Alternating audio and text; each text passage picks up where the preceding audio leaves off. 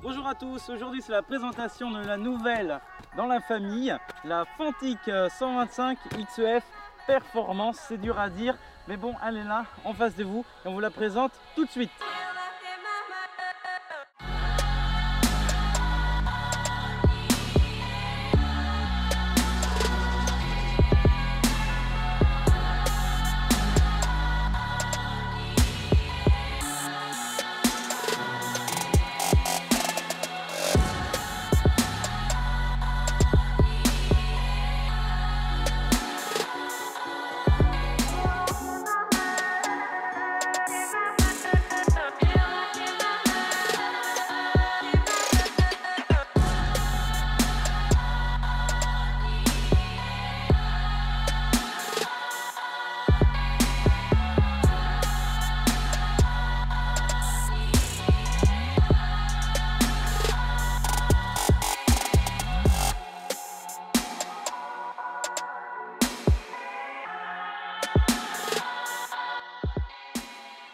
Nous sommes donc avec la version enduro, comme inscrit sur le kit déco. Donc les fourches sont quand même extrêmement dures pour une enduro, on a pu le remarquer, là on en est à 600 km. Et c'est vrai que lorsqu'on prend un caillou, on le sent vraiment. Donc l'avantage par contre, ça va être sur la route, petite départementale.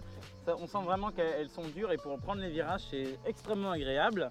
Mais bon, c'est vrai qu'en enduro c'est dommage parce qu'elle est faite pour ça, donc par rapport à d'autres motos où les fourches sont bien meilleures. Après un réglage est sûrement possible. On peut noter certaines touches de finition en plus par rapport à d'autres concurrentes, notamment par exemple au niveau des étriers de frein, des rayons, avec des petites finitions rouge adonisé qui ça rend extrêmement classe. On poursuit donc au niveau du moteur, on a le Minarelli Euro 5 2021, donc la dernière génération pour les normes pollution. Donc c'est un moteur à injection qui va permettre d'envoyer de l'essence et le bon taux pour avoir une expérience optimale.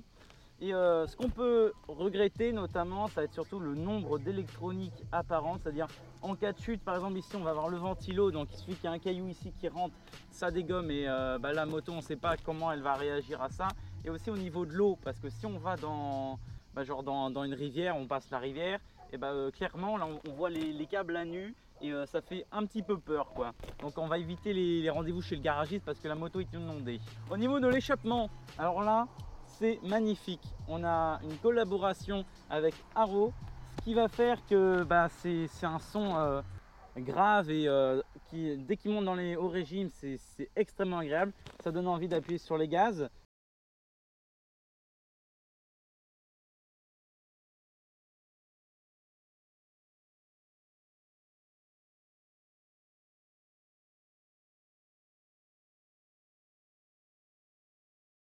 Ah oui, petit point négatif, le barda d'électronique pour allumer la moto, c'est extrêmement désagréable parce qu'on va avoir donc un détecteur de la BIC.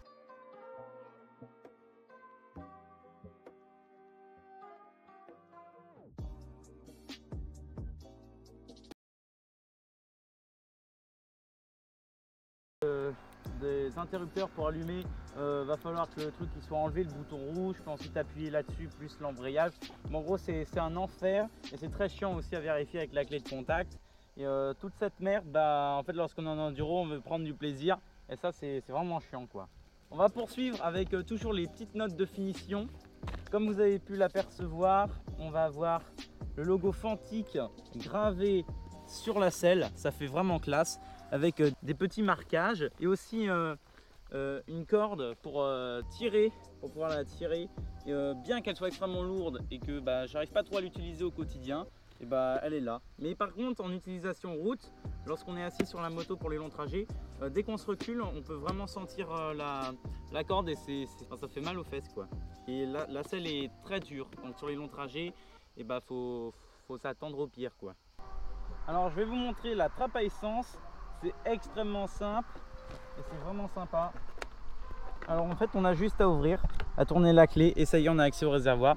Alors que sur d'autres motos, après il y a encore un bouchon à dévisser et c'est chiant quoi. Et on a accès directement à l'essence, c'est-à-dire on peut voir au milieu d'une sortie, étant donné qu'on n'a pas la jauge, le pourcentage, et ben on peut voir approximativement combien il nous reste. Bien sûr, il y a la réserve d'essence avec le voyant qui s'allume.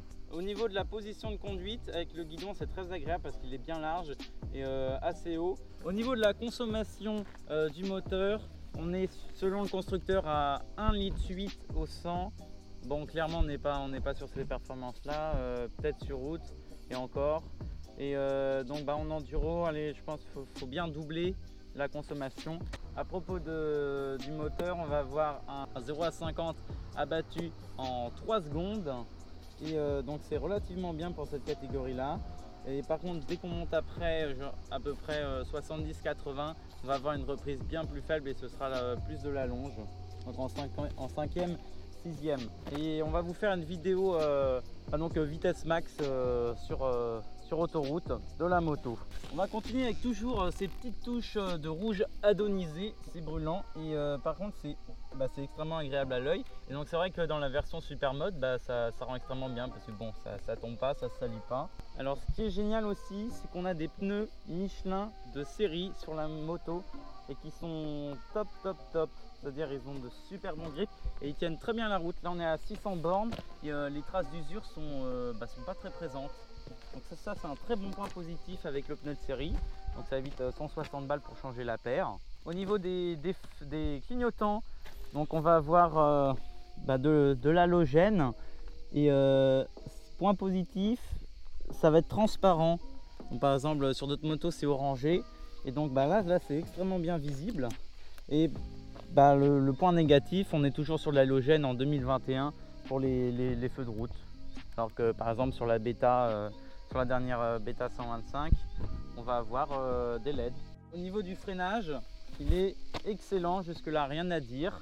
Et par contre le point regrettable, il y a le freinage couplé, mais bon ça c'est sur toutes les nouvelles motos Euro 5, la norme de l'Union Européenne. Donc vous vous rapprochez de votre garagiste et il vous l'enlève gratuitement normalement. Et parce que sinon dès que vous freinez de l'arrière, il y a l'avant qui s'active et vous cassez la gueule. Voilà, ça m'est déjà arrivé, c'est pas très drôle. Par contre la limite de la moto, ça va être qu'on a l'impression qu'elle est plus préparée pour du super mode. Notamment les commandes de frein sont extrêmement dures. Donc en enduro, pour bien doser, c'est très compliqué. Et aussi pour l'embrayage, faut vraiment forcer. Et c'est vrai qu'on a moins ce ressenti de pouvoir gérer les gaz seulement avec l'embrayage. Et ça c'est dommage pour une utilisation enduro. Et enfin au niveau du poids, elle est annoncée pour 112 kg fiche constructeur. Et c'est vrai que dans l'utilisation quotidienne, on dirait pas du tout. Elle paraît extrêmement légère. Après, elle est un petit peu plus haute, donc dès qu'elle commence à pencher, c'est franchement compliqué à arrêter. Pareil pour ce poids-là. Mais c'est vrai que ça tient bien. Et donc, si vous faites un petit gabarit, genre 1m60-65, clairement, faudra la rabaisser parce que même moi, je vais vous montrer. Lorsque je monte dessus, c'est clairement pas fastoche. Vous voyez, je peux pas poser le pied en étant juste comme ça. Donc simplement, voilà. Et là je pose le pied. Et c'est vrai qu'on est obligé d'incliner la moto. Et ça c'est dommage. Bon, après ça permet le franchissement. On espère que cette vidéo vous a plu. N'hésitez pas à lâcher un gros pouce bleu pour nous soutenir et le référencement pour bientôt atteindre les 1000 abonnés et avoir de la YouTube Money pour pouvoir avoir des pleins d'essence gratos. Et en plus de ça, n'hésite pas à lâcher un commentaire. Vu que ça nous fait extrêmement plaisir et c'est ça qui nous rend heureux aussi, et donc on puisse partager avec vous dans les commentaires. N'hésitez pas, si vous avez une Fantique, à dire aussi quelle est votre opinion là-dessus, et si vous avez d'autres motos aussi, n'hésitez pas à débattre. N'hésitez pas aussi à nous suivre sur notre compte Instagram uneenduro.officiel pour être au courant de toutes les nouveautés, puis lorsqu'on achète de nouveaux trucs, les sorties enduro en avance. Et aussi, si vous êtes sur la région d'Avignon, n'hésitez pas à nous contacter pour qu'on puisse rouler ensemble, parce que nous on adore ça, rouler avec les abonnés. Et voilà. Bon à bientôt sur la route, hein.